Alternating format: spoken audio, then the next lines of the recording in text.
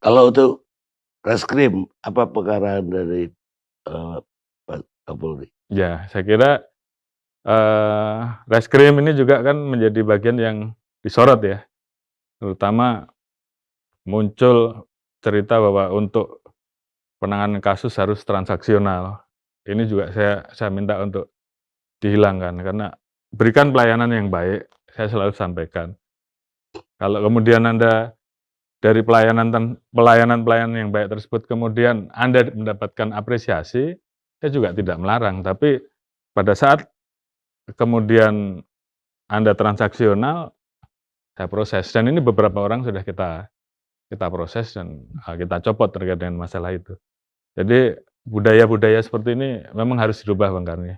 Tapi yang penting adalah bagaimana tugas pokok seorang reserse, manakala ada seorang mengadu, proses dengan baik. Ini juga saya banyak sekali mendapatkan laporan, termasuk beberapa orang kemarin ketemu langsung dengan saya Bang Karni, ada yang dari Kalimantan, ada yang dari Sulawesi, untuk mengadu bahwa proses pidananya yang dilaporkan tidak dilayani dengan baik. Dan biasanya itu langsung saya tegur Kapoldanya atau Kapolresnya.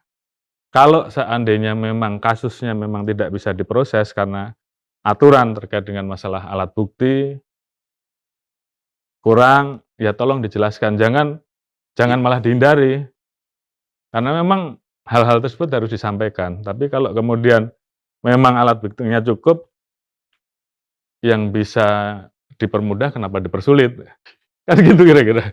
Jadi hal-hal tersebut memang harus dibuka ruangnya untuk kemudian bisa berkomunikasi, dan saya minta untuk Presisi, Propam Presisi, layanan pengaduan ini harus dikenal oleh masyarakat, sehingga pada saat masyarakat tidak puas atau mungkin ada pertanyaan-pertanyaan bisa dijawab. Seharusnya ini menjadi kewajiban dari para Kasatker, dari komandan-komandan penyidiknya untuk memberikan nomor telepon tersebut, sehingga pada saat masyarakat kemudian harus menjawab karena atau masih tidak puas karena proses yang ada, bisa dijawab. Saya kira kalau memang itu bisa dijelaskan secara baik, masyarakat juga bisa paham. Tapi masyarakat juga pasti akan bertanya-tanya, kalau alat bukti saya cukup, kenapa kok prosesnya nggak dijalankan?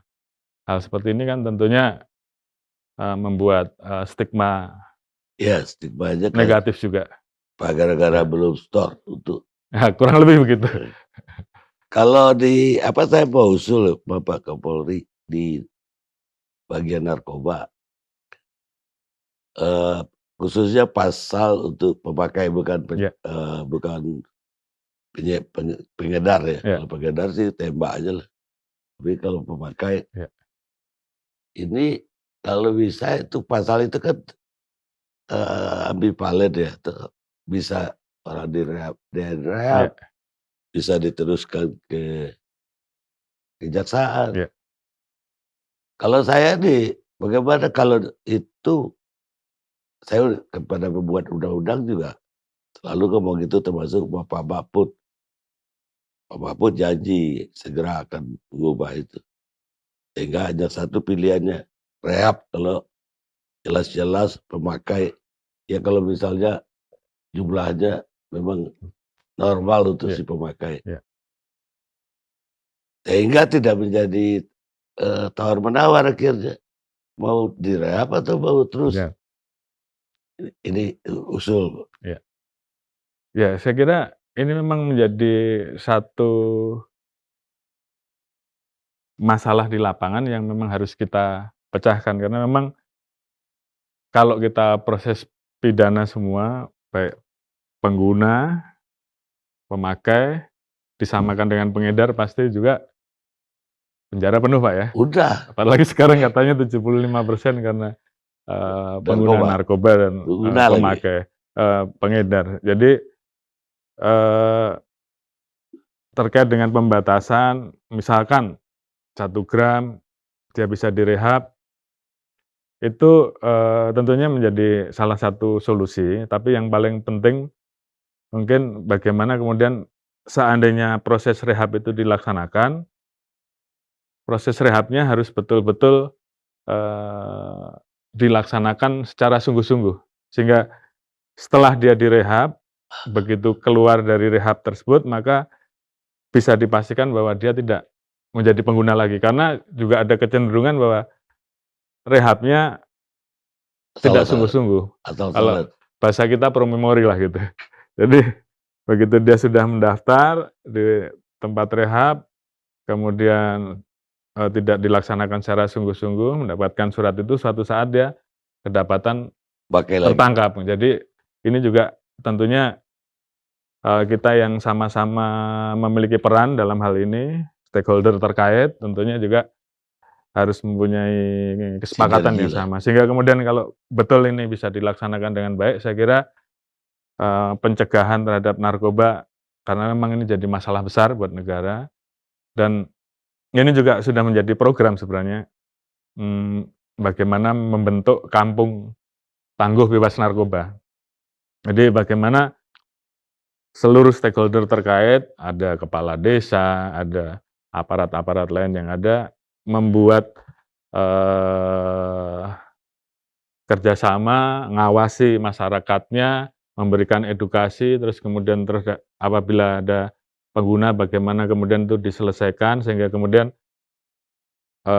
kampung tersebut pelan-pelan penggunanya berkurang, terus kemudian apabila ada, narkoba yang akan masuk memiliki daya cegah, ini yang sedang, kita ciptakan sehingga mulai dari hulu sampai dengan hilir tentunya harus digarap karena memang ini menjadi satu rangkaian apalagi, kita melihat dari pengungkapan-pengungkapan yang kita lakukan, kita melihat bahwa ini kan seperti teori gunung es walaupun di beberapa tempat kita sudah mengungkap dalam jumlah besar, tapi, tentunya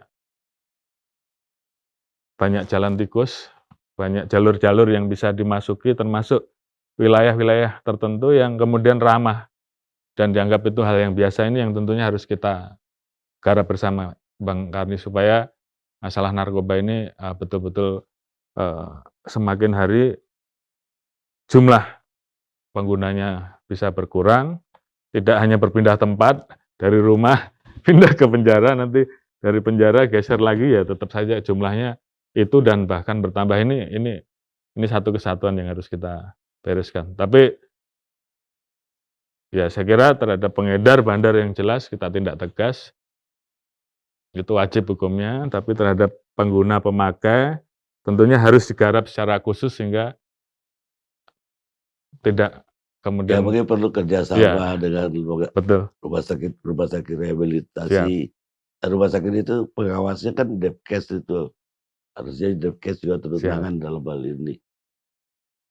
Baik, yang terakhir yang kita apresiasi juga, eee, larangan Pak Kapolri yang terakhir yang melarang gaya hidup mewah terhadap, anggota, mobil pun harus Avanza atau Innova. Itu yang celaka kalau kita anggota, mobil kita udah 4 di rumah tuh, 2 mewah lagi.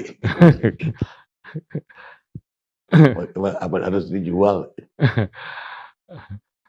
Jadi gini Bang Karni, kan arahan dari Pak Presiden juga sudah jelas bahwa situasi situasi negara, situasi masyarakat sedang sulit dan tentunya anggota-anggota juga harus memiliki sense of crisis tentang itu, empati terhadap hal-hal tersebut. Saya juga tentunya, tahu bahwa tidak semua anggota ini berangkat dari orang-orang yang mungkin, biasa-biasa. Banyak juga dari yang mungkin karena memang polisi ini sekarang banyak banyak banyak peminatnya Bang Karni. Jadi anak-anak Orang kaya juga orang masuk. kaya juga banyak yang masuk. Kalau ndak suaminya mungkin istrinya, kan begitu. Tapi, kita hanya mau sampaikan bahwa dalam situasi yang sulit ini, terkait dengan hal-hal tersebut, tolong jangan dipamer-pamerin lah. Saya sampaikan misalkan Kapolres kendaraan dinasnya Pak Bupati misalkan Innova ya, Kapolresnya juga samalah Innova walaupun dia mungkin punya lebih dari itu, supaya juga nggak menjadi sorotan, nggak jadi pohon terkenal. Jadi disimpan saja dulu. Tapi juga terhadap hal-hal seperti ini tentunya menjadi satu kepekaan supaya ini kan menjadi stigma negatif juga. Jadi hal-hal tersebut tentunya teman-teman di lapangan tentunya mengerti, paham. Mungkin ini banyak terjadinya sebenarnya di kota besar Bang Karni. Kalau di pedalaman di daerah saya kira sih nggak muncul ya, tapi biasanya di kota-kota besar, dan ini saya ingatkan kepada anggota untuk kemudian paham itu, dan tentunya kalau kemudian muncul viral mau tidak mau, saya kan harus tindak, Ya. karena ini sudah menjadi kebijakan. Kira-kira seperti itu Bang Karni. Baik, Siap. Jenderal. Siap, Saya terima kasih sekali Bang lagi Karni. terima kasih banyak sudah mau Ya. menerima saya. Siap. Nanti kalau ditanyanya lebih banyak, nanti banyak anggota juga yang pingsan nanti. Terima kasih.